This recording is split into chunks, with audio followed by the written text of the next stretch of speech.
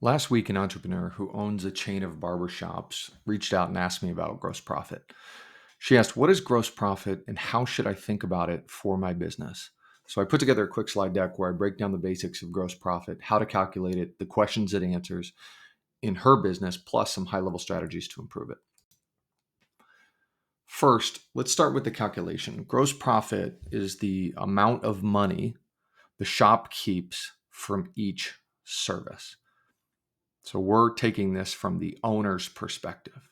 The profit is then used to cover the fixed cost of the business, such as the rent on the building, the utilities, and the owner's salary. So let's break this down and walk through each piece. So let's imagine that a client comes in for a haircut. In this example, they're getting a $60 short haircut. The shop earns $60 in revenue for that haircut. Now, the shop's not going to keep all $60 because they have to pay their employees. So, in this example, the commission to the barber who gave the haircut is $35. And then during that service, the barber used $5 in supplies. Supplies would be shampoo, razors, conditioners, things like that. So, the total cost of that service was $40.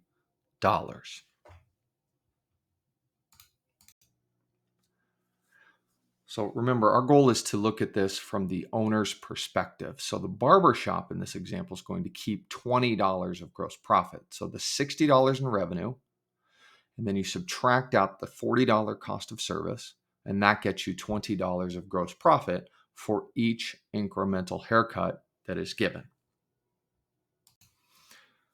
So what do I do with that? So what question does this help the business owner answer? So the first one is, how many haircuts must the shop give to break even every month? Well, we know they make $20 per haircut, but what else do we need to know? So we need to know their fixed costs. So we talked about the rent and utilities earlier. And so the fixed costs are the things that the shop pays for every month as long as they're open. Those are the rent, the utilities, and hopefully the owner's salary. So in this example, we'll use $3,000 of rent, $400 in utilities, $5,000 for the owner's salary, gets us to $8,400 in monthly fixed costs. So then, if we take the $8,400 of fixed costs, we divide that by the $20 in gross profit that we're getting per haircut, leaves us with 420 haircuts to break even every single month. So now that we know that, those are the basic facts as of today. What can we do with that? So there's a lot you can do. And so if I want to improve that from 420 haircuts, you can ask yourself, have I tried everything to move those numbers that we just talked about? You can pull several levers. So can we change the booking times to focus on the highest gross profit services, like maybe short haircuts, or maybe colors make you more gross profit? So we optimize the schedule availability to incentivize higher gross profit. Or maybe we need to coach the barbers on upselling products during each service.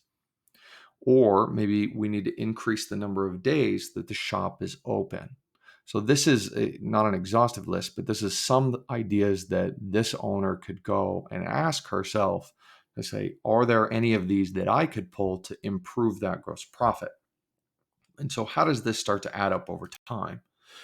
Well, let's just say we add $5 in gross profit per haircut.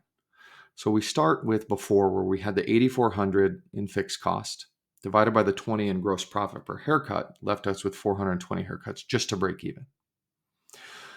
Well, if we add $5 per in gross profit per haircut, that suddenly decreases this number by a lot, as you can see. It's down to 336.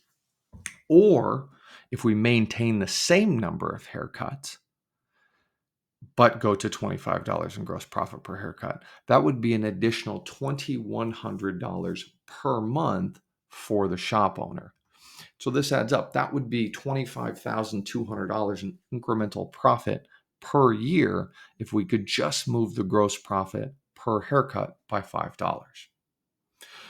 So, in summary, gross profit is a key metric that I believe all owners should know and be very familiar with in their business. They should look at it every month when they get their financials.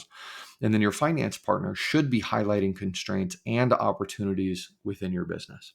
I hope this helps. Thanks.